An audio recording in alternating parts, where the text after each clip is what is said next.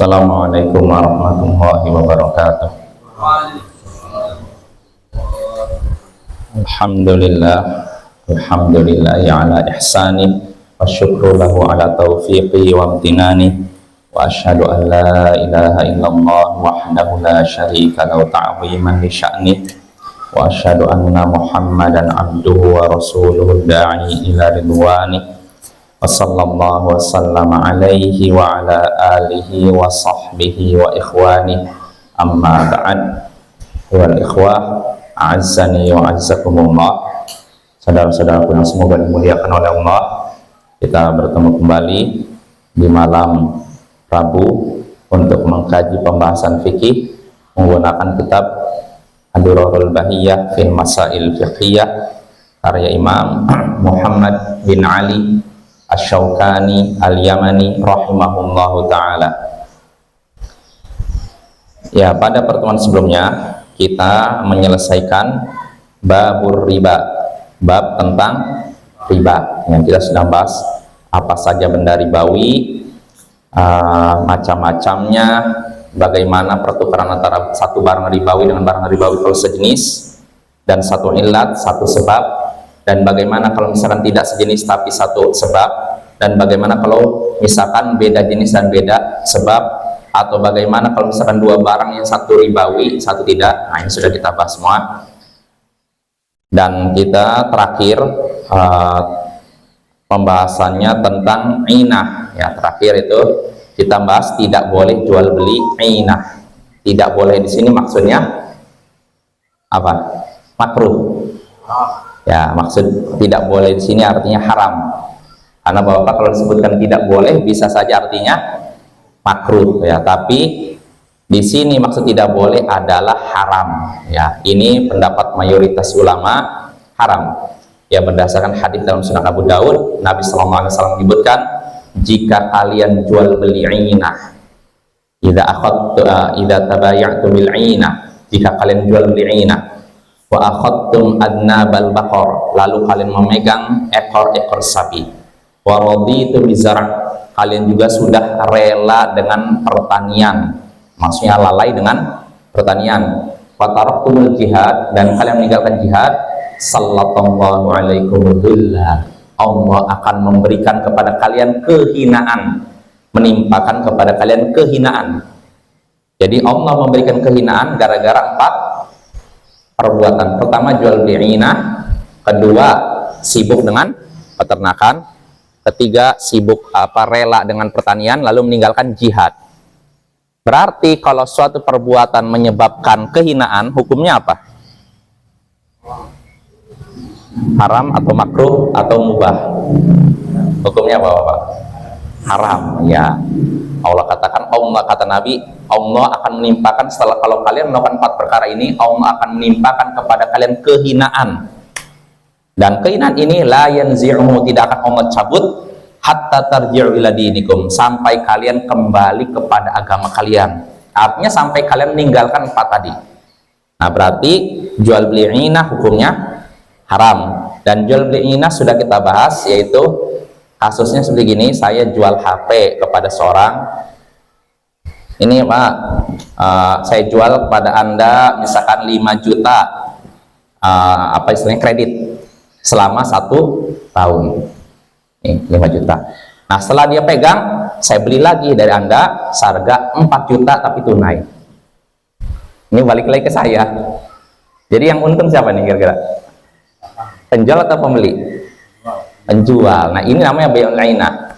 Yang seperti ini terlarang karena hakikatnya dia bukan istilahnya apa, dia ingin cari uang saja, tidak ingin menyerahkan barang ini kepada orang tersebut, karena nanti kan barangnya balik lagi ke dia kan. Apa? Sudah dipakai. Sudah dipakai. Ini kasusnya bukan sudah dipakai, dia baru beli, dibeli lagi. Belinya kredit lalu dibeli sama si penjual dengan tunai. Iya. Ya kan, aneh kan? Baru ini langsung dibeli lagi. Belum. Nah, jadi Bapak nih, kasus bai'ul inah itu saya jual kepada seorang kredit 5 juta nih ya selama setahun. Jadi sebulannya misalkan, atau 4.800.000 biar enak lah. Jadi sebulannya 400.000 ya kan? Nah, 400.000 nih. Saya jual kepada Anda 4.800.000 selama setahun. Berarti setiap bulannya bayar 400.000. Iya, itulah. Jadi ini 4.800.000 saya jual ke Anda, nyicil selama 1 tahun. Setiap bulannya 440. Iya, udah anggap udah diambil sama dia. Setelah itu saya beli lagi. Nih 4.500.000. Jadi dia beli ke saya 4.800.000 kredit. Setelah itu saya beli lagi HP ini dengan tunai 4.500.000. Berarti yang untung siapa di sini? Ah, ini namanya bay online. Ada buktinya.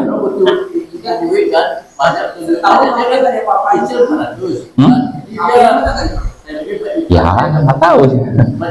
Nggak, belinya ketika itu juga. Ketika itu juga, bukan nunggu berapa ini lagi. Iya.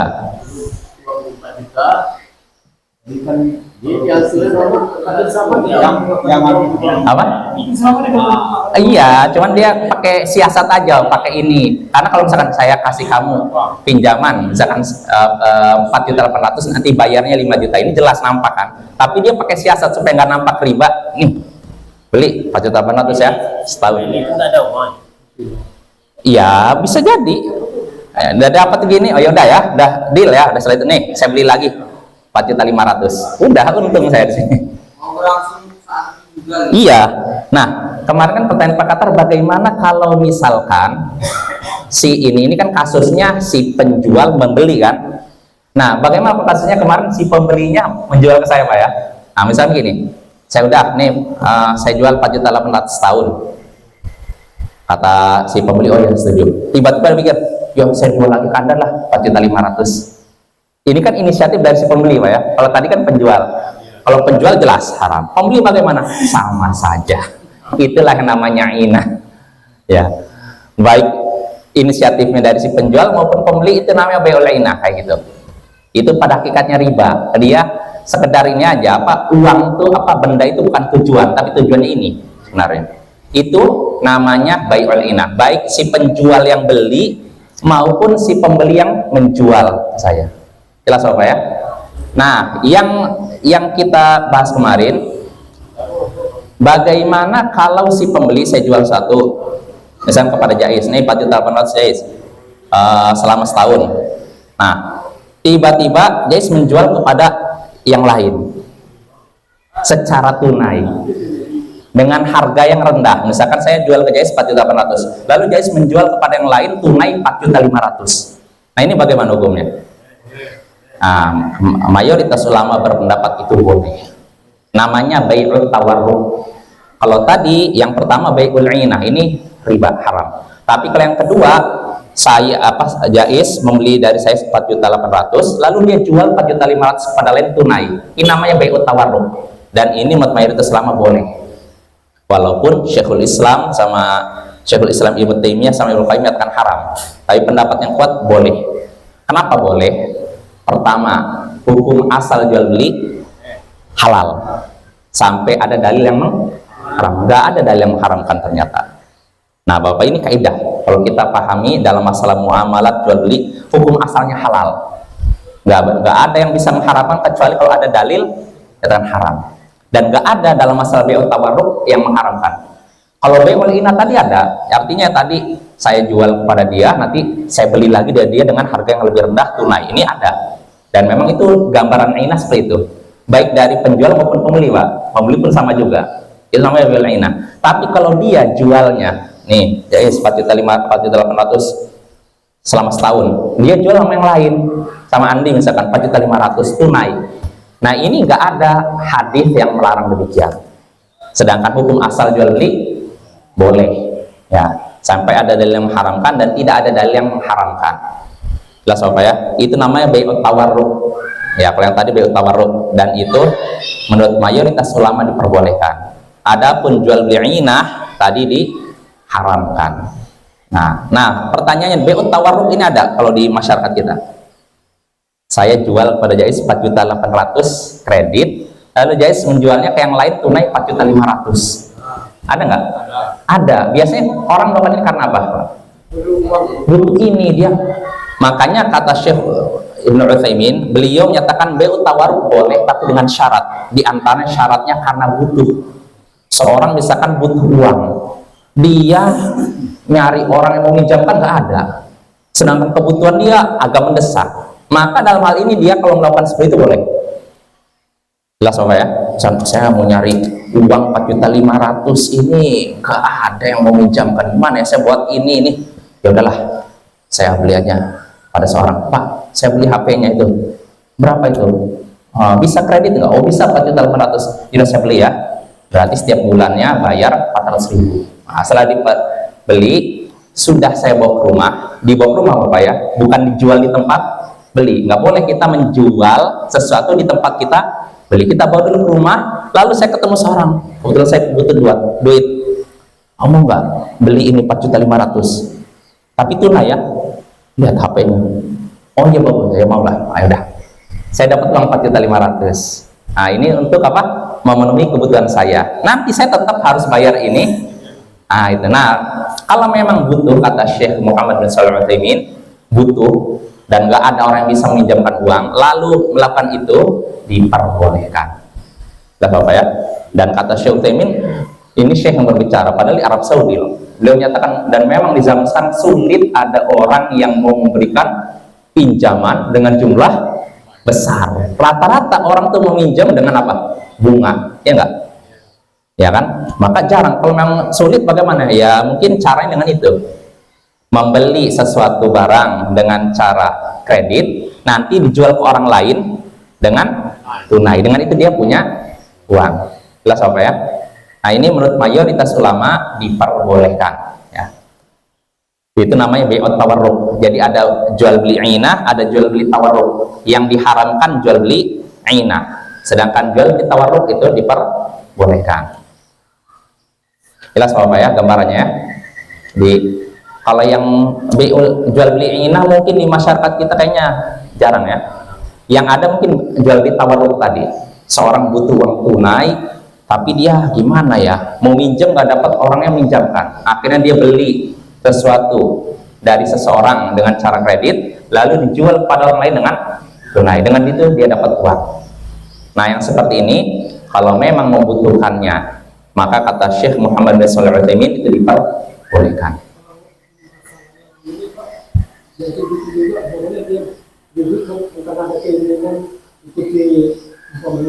Keinginan lah kan, kalau keinginan istilahnya sama-sama ampaunya orang sudah butuh semua kan, ampaunya dia belum punya HP, dia kredit, saya pikir-pikir kan mungkin banyak yang jadi kemudian lagi yang lebih cantik apa yang HP ini dijual lagi kan, kalau ada 1 bulan kan belum kali HP ini jual lagi kan bisa juga bisa, tapi tidak ada keinginan untuk apa kan, untuk uang. Oh karena nggak butuh uang, ya boleh juga, nggak masalah. Boleh, nggak masalah, itu boleh. Nah, intinya begini Pak, kalau misalkan tadi jual beli, saya beli suatu kredit, kalau saya mau jual lagi jangan jual sama penjual yang pertama. Misalkan saya dari A ini penjual HP, nah, saya beli ini misalnya 4.800.000 kredit, lalu saya pikir aduh saya nggak butuh banget, lalu saya jual kepada dia dengan tunai 4.500.000, kan kredit 4.800.000, lalu jual ke dia lagi 4.500.000. Nah ini nggak boleh, itu namanya jual beli ainah dan itu termasuk riba. Sama orang lain? Kalau sama orang lain, kenapa? Pokoknya enggak sama orang itu kan, sama penjual, pokoknya yang jual jual sama saya, itu kan ada jahit, saya jual lagi sama jahit di waktu tempat itu lagi apa? Di tempat itu jangan, harus pindah dulu. Kita tidak diperbolehkan menjual sesuatu di tempat kita membeli. Saya beli beras dari toko tertentu, lalu saya jual ke orang lain di tempat itu juga. Nah, harus pindahkan dulu ke tempat saya baru jual.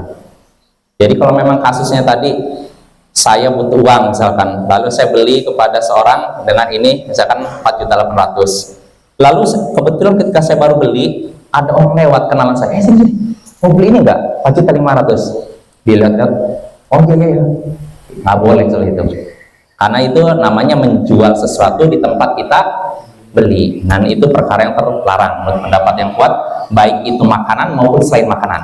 Ya, karena ada sebagian ulama menyatakan itu cuma berlaku pada makanan. Pendapat yang kuat sebagai bentuk hati-hatian itu berlaku pada semua produk, baik makanan maupun bukan makanan. Ya. Nah, itu namanya jual beli tawarruk. Kalau yang terlarang jual beli inah, yang diperbolehkan jual beli tawarruk, dan kalau kata Syekh Utsaimin dengan syarat ada hajat, kebutuhan. Ya. Jelas apa ya? Itu masalah jual beli tawarruk. Ini memang sekilas mungkin sebagian orang mengatakan, oh rumit amat sih jual beli kok kayaknya ini haram-haram. Ya kalau kita mau serba boleh, ya harta kita nggak berkah. Ya, karena dalam Islam itu memang jual beli pun diatur, Bapak. Jadi nggak bebas begitu aja. Ada norma-normanya, ada batasan-batasannya. Kalau kita langgar, ya pertama kita nggak berkah. Kalaupun dapat uang itu uangnya nggak berkah. Makanya kalau kita ngikuti tuntunan syariat berkah. Dan perlu kita ketahui, apa yang Allah haramkan jauh lebih sedikit daripada apa yang Allah halalkan. Ini. Jadi jangan sampai ada anggapan, oh semuanya diharamkan. Enggak. Yang dihalalkan sama yang diharamkan lebih banyak yang dihalalkan. Ya. Cuma karena iman orang itu lemah, kadang nganggap semuanya haram, serba haram. Susah sekali sih hidup tuh, kayak gitu. Nah, ini menunjukkan kelemahan iman seseorang, ya. Insya Allah enggak. Kalau kita bandingkan antara yang halal dan haram, masih banyak yang halal. Ya. Ini jadi kaidah Bapak ya. Jadi jangan sampai kita terpengaruh ucapan seorang, gimana mau cari yang halal, yang haram aja susah katanya. Orang lemah iman. Gimana saya mau cari kerjaan yang ini, yang apa, yang halal, yang haram aja saya susah dapat.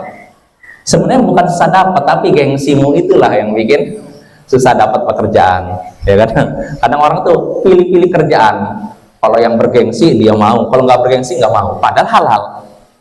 Padahal dalam Islam kita memilih pekerjaan bukan modal gengsi, Bapak. Yang penting halal, dan halal itu banyak. Ya. Cuma sebagian orang udah membatasi kerjaan yang halal, yang mau saya pilih modelnya ini.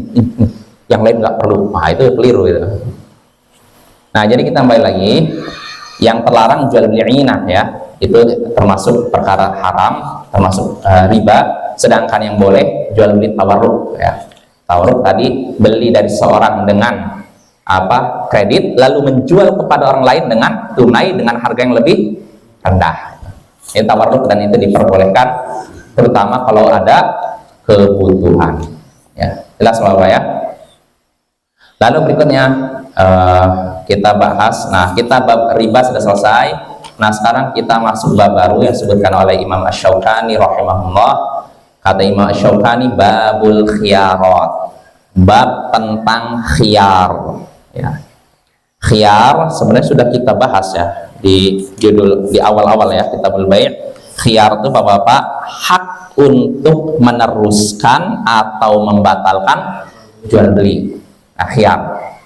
Dalam Islam kita memiliki hak khiyar, hak untuk meneruskan pembelian ini atau membatalkannya.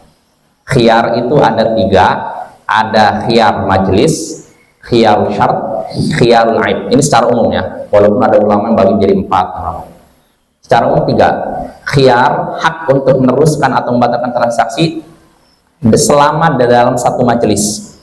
Misalkan saya jual beli sama Bapak di sini, anggap ini bukan masjid ya. Karena kalau dalam masjid kan kita dilarang jual beli. Misalkan saya jual sesuatu, ini harganya misalkan anggap 2.000. Oh iya ya, saya dibeli. Saya terima uang 2.000. Baru melangkah, yang beli ini baru melangkah beberapa langkah, belum sampai keluar bangunan ini, dia mikir lagi, aduh saya balik lagi deh, saya nggak butuh ini, saya nggak terlalu haus, dibalikan uangnya. Boleh tidak? Boleh, selama masih di satu tempat. Tapi kalau udah melangkah keluar dari bangunan ini, nggak bisa. Nah itu namanya khiyar majelis. Yang pertama. Yang kedua, khiyar syart. Khiyar syart artinya hak untuk meneruskan atau membatalkan transaksi karena syarat-syarat tertentu yang disepakati. Contohnya penjual dan pembeli nyatakan, saya mau beli HP ini ya, berapa harganya? Misalkan 4.800.000, ya udah. Lalu si pembeli menyatakan, tapi beri saya waktu 3 hari. 3 hari, artinya gini, kalau dalam 3 hari ternyata saya tidak balikkan HP ini, berarti saya jadi beli. Ya, kalau dalam waktu 3 hari ternyata saya tidak balik lagi ke sini, berarti jadi beli. Uangnya dikasih nih. Tapi kalau misalkan hari ke-1, ke-2 saya balik lagi, berarti saya balikkan HP-nya, lalu jelas apa ya. Nah, ternyata di hari disepakati, misalkan anggap sekarang hari Ahad, hari Selasa ya, 3 hari katanya. Kalau 3 hari tidak balik, berarti saat ini jual belinya lanjut ya. Ternyata hari Rabu, Kamis, Jumat. Pas hari Jumat enggak juga balik ke penjual ini sampai hari Sabtu, berarti jual belinya sudah sah. Nanti kalau ternyata si pembeli, waduh saya nyesel balik lagi, saya nggak jadi deh balik lagi, bisa? Nah bisa, kan udah disepakati 3 hari. Nah tapi kalau misalkan belinya sekarang, ya udah uangnya dikasih 4.800.000, pulang ke rumah lalu mikir, saya beli HP, saya kan punya HP lagi, yang HP yang satu yang masih berfungsi, besoknya hari Rabu balikan lagi, saya nggak butuh nih. Maka apa kewajiban penjual? Oh enggak lah, kamu udah beli, nggak bisa gitu Bapak, nggak bisa, dia balikin lagi uangnya karena disepakati 3 hari ya. Jelas Bapak, itu nama khiyar syart, hak untuk meneruskan atau membatalkan transaksi dengan syarat tertentu yang disepakati. Yang kedua, yang ketiga, khiyarul aib. Khiyarul aib artinya hak untuk meneruskan atau membatalkan transaksi karena adanya aib, cacat pada barang. Contohnya beli ini HP, dah dibeli, ya dapat 400, nyampe ke rumah, loh nggak bisa nyala, atau ininya gambarnya gini kayak bergetar, lah apa ini, dibalikan lagi. Maka kewajiban penjual apa? Balikan uangnya kepada pembeli. Jelas Bapak ya. Nah itu namanya khiyar aib ya. Tapi pertanyaannya, kalau misalkan si pembeli, ya udahlah nggak usah dibalikan lah, gimana lagi, sudah takdir Allah, gimana tuh? Ya sudah, selesai transaksinya. Transaksi kedua tadi, kan dikasih waktu 3 hari. Kembalikan dengan kedua. Jadi penjualnya bilang dikurangi Apanya? Uangnya. Nggak bisa. Nanti akan kita bahas al-kharaju bil dhaman, keuntungan diraih dengan menanggung resiko kerugian. Karena begini, kalau misalkan barang yang tadi disepakati misalkan 3 hari ya, misalkan antum beli nih, saya jual ini 4.800.000, selama 3 hari ternyata pas hari kedua hilang, dicuri, kira-kira si pembeli bisa tidak? Oh saya nggak mau bayar, atau balikan uang saya ini dicuri, bisa? Nggak kan? Nggak bisa kan? Ya kan? Nah artinya dia menanggung resiko, maka dia juga dapat keuntungan dari hasil menanggung resiko tersebut. Jadi ketika dia ini pakai ini udah dipakai, maka dia berhak itu, karena kalau barang itu hilang dia yang nanggung sendiri, ya kan, pembeli kan. Nah itu kaidahnya, nanti akan kita bahas di sini, al kharaju bil dhaman, keuntungan itu diraih dengan menanggung resiko kerugian. Keuntungan itu diraih dengan menanggung resiko kerugian. Artinya siapa yang mau untung berarti harus siap menanggung kerugian. Siapa yang menanggung kerugian berarti dialah yang berhak dapat keuntungan. Itu kaidahnya nanti akan kita bahas. Jadi nggak bisa kasus seperti itu, kalau memang udah ada hak khiyar ya sudah selesai. Jadi kalau misalnya dibalikan, nggak ada misalnya kamu harus bayar, kamu udah pakai, enggak. Harusnya kalau mau nggak usah kasih hak khiyar. Dari pertama gini harusnya, saya mau beli ini ya 4.800.000, tapi nggak ada lagi garansi istilahnya, udah beli, barang yang sudah beli tidak bisa dibalikan. Nah kalau memang penjualnya pembelinya, oh yaudah deh, ternyata nyampe rumah dia mikir, wah saya rasanya rugi beli, dibalikan, nggak bisa. Jelas ya, kayak gitu. Apa? Nego. Nego. Kan, ya, saya butuh uang. Ah. Kenapa mau dibeli lagi, dijual lagi kan? Umpamanya 4 juta, nanti itu dijual 3,5. Kan baru 1 hari. Ah. Terus dijual lagi kan? Terus aja juta kan? Dia butuh uang. Apa boleh bang? Oh, kalau misalkan kasnya itu lain lagi. Artinya gini, bahkan memang dianjurkan, bukan kewajiban ya, seorang menerima pembatalan pembelian oleh saudaranya. Ini bukan diwajibkan Bapak ya. Jadi misalkan seorang udah beli, anggap dia mensyaratkan nih barang yang sudah dibeli tidak bisa dibalikan. Dibelikan. Terus ternyata orang beli ini mungkin orang yang krisis ekonomi dia. Dia beli, aduh anak saya aja butuh susu, ini saya beli mahal-mahal, ya udahlah. Pak, maaf Pak, nih terus terang saya itu lagi sulit duit gini, gimana lah saya balikan.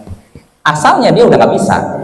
Tapi kalau si penjual bermurah hati, ya udahlah, ini nggak apa-apa, bahkan dapat pahala. Dalam hadis disebutkan siapa yang menerima pembatalan penjualan yang dilakukan oleh saudaranya muslim, maka Allah pun akan memaafkan kesalahan dia. Artinya ada keutamaan Bapak, tapi bukan kewajiban. Jangan dipaksakan. Kamu nggak tahu kan hadisnya, ingat, siapa yang memaafkan menerima pembatalan penjualan seorang muslim, Allah akan ampuni kesalahannya. Kamu harus terima ini. Nggak bisa. Iya, pakai dalil tapi bukan pada tempatnya. Sesuatu yang tidak wajib jangan diwajibkan. Apa ya? Dan sesuatu yang wajib jangan dibikin tidak wajib. Nah ini sebagian orang tuh kadang gimana ya? Karena Bapak masalah mewajibkan dan tidak mewajibkan itu bukan perkara remeh. Ketika seorang mewajibkan sesuatu yang tidak wajib, itu bukan perkara remeh, ini perkara halal haram. Artinya apa? Dia sudah menempatkan dirinya seperti Allah. Sesuatu yang tidak wajib dia wajibkan. Hati-hati. Jelas Bapak ya? Gak boleh. Dan inilah yang dipraktekkan oleh para ulama terdahulu, bahkan para sahabat. Para sahabat sampai meninggalkan perkara yang sunnah tapi yang dikerjakan berpahala, ditinggalkan tidak berdosa, demi apa? Supaya orang tidak mengira itu wajib. Karena apa? Kalau misalkan masyarakat, orang awam menganggap itu wajib, bahaya. Sesuatu yang tidak wajib diyakini wajib. Contohnya Abu Bakar dan Umar pernah tidak berkurban 1 tahun. Supaya apa? Supaya orang-orang tahu bahwa ini tidak wajib. Seperti itu. Kalau gini kesulitan, contohnya fatwa ulama kan, fatwa ulama mengatakan kehidupan benda itu halal, tapi kalau fatwa ulama bisa mengharamkan. Itu gimana gitu? Mengharamkannya karena alasan aku bisa diharamkan sesuatu yang halal. Maksudnya bendanya halal, Ya. tapi cara mendapatkannya haram dari hasil mencuri gitu maksudnya. Donasinya, Hah? donasinya, maksudnya begini nggak? Iya gimana? Contoh, produk Israel itu kan, kayak gitu lah. Nah, itu makanya nggak bisa kita sembarang mengharamkan apa yang Allah halalkan, nggak bisa. Makanya para ulama sendiri nggak ada yang berani mengharamkan ini karena zatnya halal, ya kan?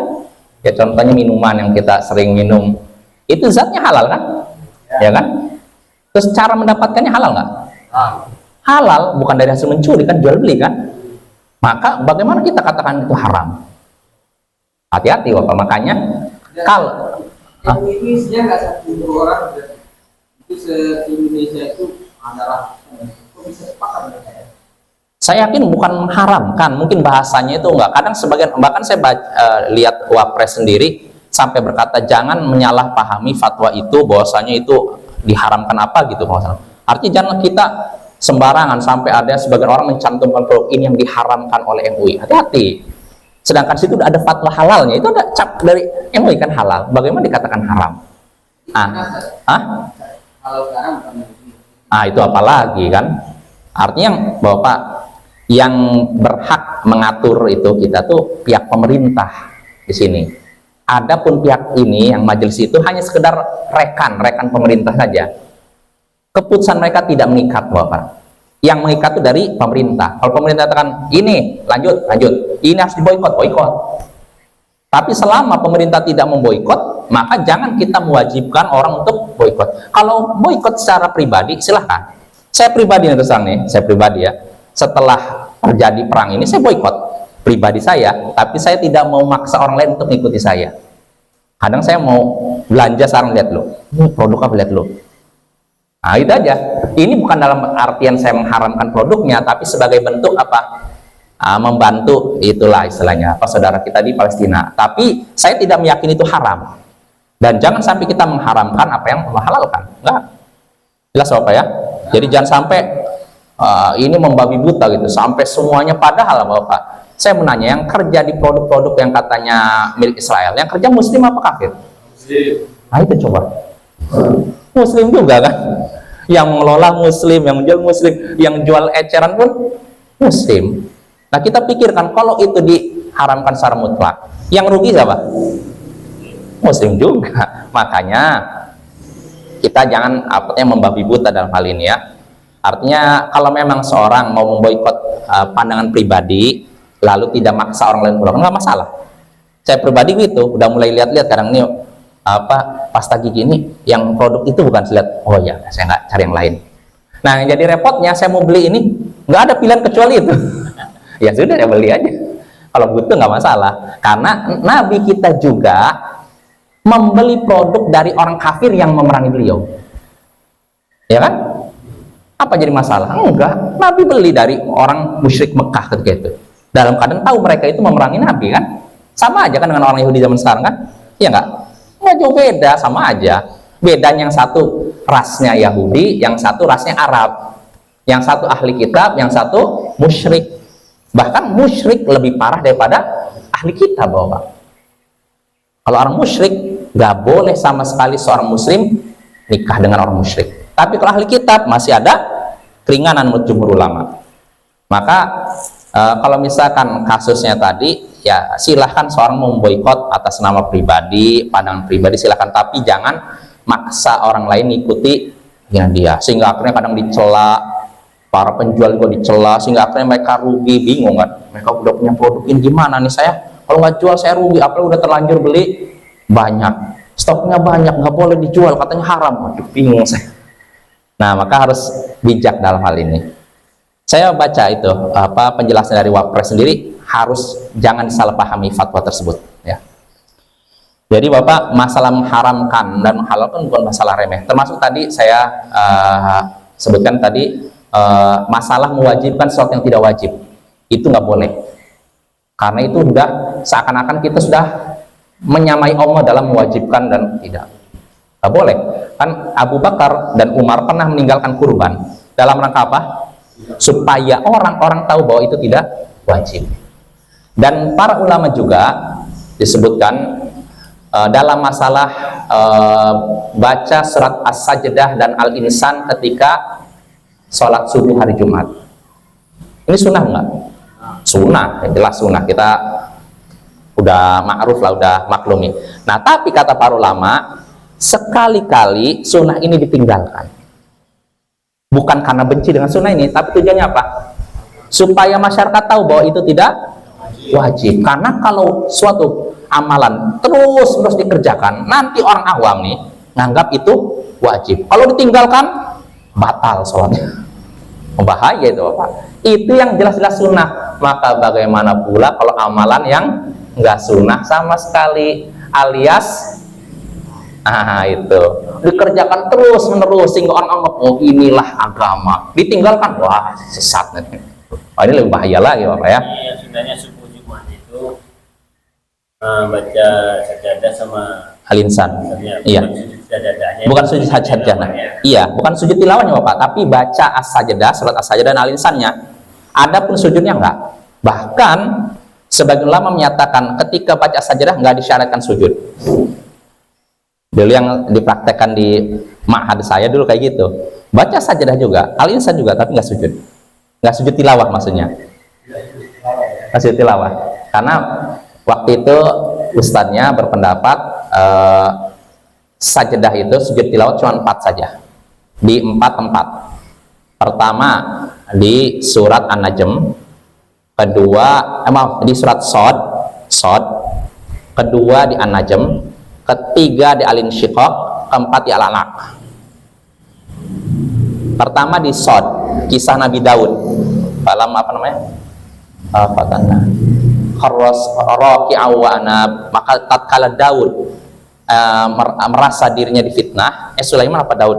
Dia pun ruku, tersungkur dan ruku dan tersungkur. Wa anab, dia pun tersungkur dan kembali kepada Allah. Nah di sini sujud surat Shad. Lalu kedua dalam surat An-Najm apa? Fasjudu lillahi wa'budu, sujudlah kepada Allah dan beribadahlah kepadanya. Di akhir surat An-Najm ini sujud. Lalu ketiga dalam surat Al-Insyiqaq, wa idza quri'a 'alaihimul qur'anu la yasjudun, jika dibacakan kepada mereka ayat-ayat Al-Quran mereka tidak sujud. Nah ini kita dianjurkan sujud. Lalu keempat surat Al-Alaq, kalla la tuti'hu wasjud waqtarib, jangan taati dia, sujudlah dan mendekatlah kepadanya. Sujud. Jadi 4. Ini pendapat sebagian ulama Bapak ya. 4. Namun pendapat yang saya yakini yang disyariatkan bukan cuma 4 tapi selain 4.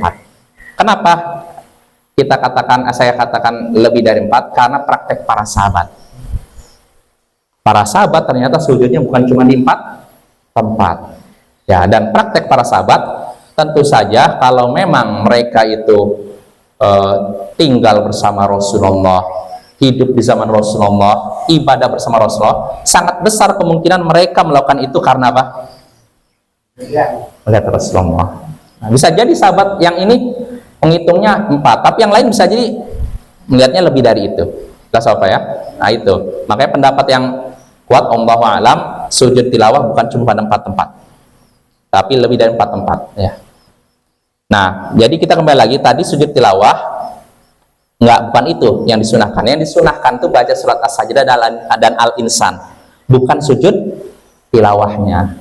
Ini yang disunahkan. Dan Bapak walaupun ini disunahkan, sekali lagi kata sebagai ulama sekali-kali ditinggalkan supaya orang awam tidak meyakini itu wajib. Nah, itu padahal jelas-jelas sunnah, sekali-kali ditinggalkan. Maka bagaimana pula kalau amalannya nggak ada sunnahnya sama sekali, cuman produk adat istiadat. Iya, terus menerus. Apa itu? Yang mana? Jadi pembeli itu boleh minta kurang harga. Oke, bolehlah dikembalikan, tapi tidak itu ya. Ya kalau memang sama-sama ridho nggak masalah. Sama-sama ridho. Kasusnya tadi pertanyaan Pak Dinong itu ya. Ya nggak masalah kalau misalkan udah disepakati ini ya, barang yang dibeli tidak bisa dikembalikan, nggak perlu beli. Pas nyampe rumah nyesal, lalu akhirnya saya balikanlah, tapi harganya uang saya dikurangi. Kalau memang sepakat ya nggak masalah. Ya.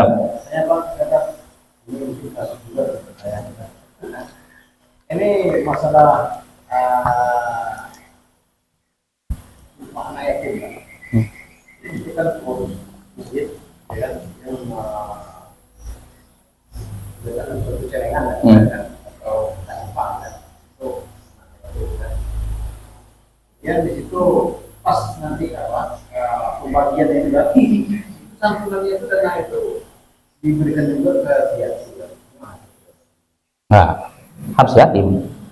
Pokoknya yatim itu definisinya yang kehilangan ayahnya sebelum balik. Itu man faqada abahu wa huwa lam yablugh. Siapa yang kehilangan ayahnya dalam keadaan belum balik, ayahnya. Ah itulah. Jadi ini Bapak, definisinya kehilangan ayahnya sebelum balik. Kehilangan ayahnya, artinya kalau kehilangan ibunya nggak dianggap yatim. Nah, terus sebelum balik Pak, artinya kalau misalkan orang ini ayahnya meninggal setelah dia balik, setelah SMA, nggak dianggap anak yatim. Tidak, ini kan katanya biasanya terjadi di nomor lebaran. Iya. Nah, ketika pembagian harta anak yatim itu kan yang dari Pak Tri kan, kan ya dari Pak Ambilan atau dari seorang itu kan karena dari Pak yatim juga. Itu kan dibagi, bahkan dibagi rata kan. Jika anak yatim dapat 1 juta, ya juga hanya 1 juta. Ya keliru itu, keliru. Artinya yatim kecuali kalau mungkin du'afa gitu, orang-orang miskin. Nah itu nggak masalah, mau yatim kah piatu kah. Kalau memang misalkan nih ada orang yang nggak mampu dan dia kehilangan ibu, yang ini kehilangan ayah, ya udah bagi atas nama bukan anak yatim tapi atas nama orang miskin, nggak masalah. Tapi kalau dianggap anak yatim bukan yatim itu. Ya, Dalam Islam enggak, kecuali kalau yang kehilangan ibu ini memang dia miskin, maka berikan atas nama orang miskin, bukan atas nama yatim, orang miskin. Jadi nggak boleh apa jatah anak yatim diberikan kepada dia. Itu maksudnya dari yatim piatu, yatim. Jadi orang nyumpah itu kan, ya kan? Ya kan orang kan dia punya yatim. Iya. Nah, kita mau diserahkan ke piatu, ibaratnya itu kan ada lain apa? Bagaimana kira-kira? Boleh kan kita melakukan makan itu? Ya kalau maksudnya yatim piatu, ini ada yatim untuk piatu. Kalau memang disebutkan piatu ya mungkin nggak masalah. Tapi kalau maksudnya disebutkan ini zakat ke anak yatim, tapi dikasih kepada piatu, nah ini baru masalah. Tapi kalau misalnya untuk piatu sebagai bentuk inilah mungkin untuk memberikan hiburannya nggak masalah. Kita pernah juga tanya di mana? Katanya dia main lagi kan bisa kita sampaikan kadang-kadang yang tadi kan bahkan anak piatu ini lebih mahal daripada anak yatim, ya kan? Orang yang miskin ini segala macam lah kan? Itulah ada linknya juga. Ya berarti bagus. Kita ngomong sama semua. Ya kalau mau nyentuh apa salahnya kita nyentuh anak yatim tak salah. Iya nggak masalah. Bikinlah kotak infak yang lain. Iya, anak piatu, khusus anak piatu. Orang yang infak anak yatim ini tidak. Itu harus jelas, memang harus jelas. Ini yatim, misalkan ini khusus piatu ya silakan aja. Ya, kalau santunan suka anak yatim boleh lah. Iya nggak masalah. Tapi jangan sampai di situ yang terus yatim malah dibagikan kepada piatu. Jadi kan mengalokasikan sesuatu bukan pada tempatnya. Dan ini yang namanya ini Bapak, masalahnya zakat, sedekah, ini amanah. Maka nggak boleh amanah ini salah gunakan. Maka harus kalau amanahnya untuk anak yatim ya yatim, kalau untuk piatu ya piatu gitu. Jangan di yatim untuk piatu, nanti piatu untuk yatim. Bisa kan? Kalau orang miskin, misalkan mu'alaf gitu. Walaupun Bapak kalau misalkan kecuali gini, ini infak aja disebutkan, bukan untuk masjid, infak aja. Maka kalau misalkan ada orang ngasih ke situ, anggap terkumpul 10 juta, lalu ngasih piatu orang miskin, yatim, nggak apa-apa, karena tidak disyaratkan harus pukul rata. Kalau misalkan seorang mau ngasih zakat kepada satu orang aja, satu golongan, nggak masalah juga. Mau dibagi rata kepada 8 golongan, silahkan. Tapi nggak ada syarat harus dibagi rata. Maka kalau kasusnya gitu, ini aja Pak, nggak usah yatim piatu, infak gitu aja lah. Kalau mau dibagi kepada yatim piatu, infak aja. Infak berarti bisa untuk orang miskin, untuk yatim piatu dan sebagainya. Itu lebih aman. Dan itu pertanggung jawab. Kalau infak nggak banyak orang misi, tapi kalau anak yatim itu banyak. Saya begitu. Apa beda gitu? Ya sebenarnya sama aja. Ada keutamaan ngurus anak yatim, betul. Ada keutamaan infak mau besar. Kadang sebagian orang anggap ngurus anak yatim pahalanya lebih besar daripada infak. Nggak juga. Infak untuk masjid ini pahalanya besar juga Pak. Infak untuk rumah tahfiz misalkan, Masya Allah, itu pahalanya besar itu. Karena ini kan amal jariah nanti kan. Infak untuk misalkan kursi belajar, nah, itu juga selama kursinya dipakai oleh orang belajar, pahalanya ngalir kepada yang jadi pintu beramal soleh itu banyak, bukan cuma untuk anak yatim saja Bapak ya, luas ya. Jadi caranya kita aja Pak, dibikin kotak infak aja lah, atau kalau mau dipisahkan kotak untuk anak yatim, keduanya anak piatu, nah, selesai ya, bisa ya mungkin cukup Bapak ya, karena mungkin 3 menit lagi waktunya ya. Kita sampai sini, insya Allah pada waktu berikutnya kita masuk bab baru, yaitu babul khiyarat, bab tentang khiyar. Subhanakallahumma bihamdik, asyhadu an la ilaha illa anta, astaghfiruka wa atubu ilaik. Assalamualaikum warahmatullahi wabarakatuh.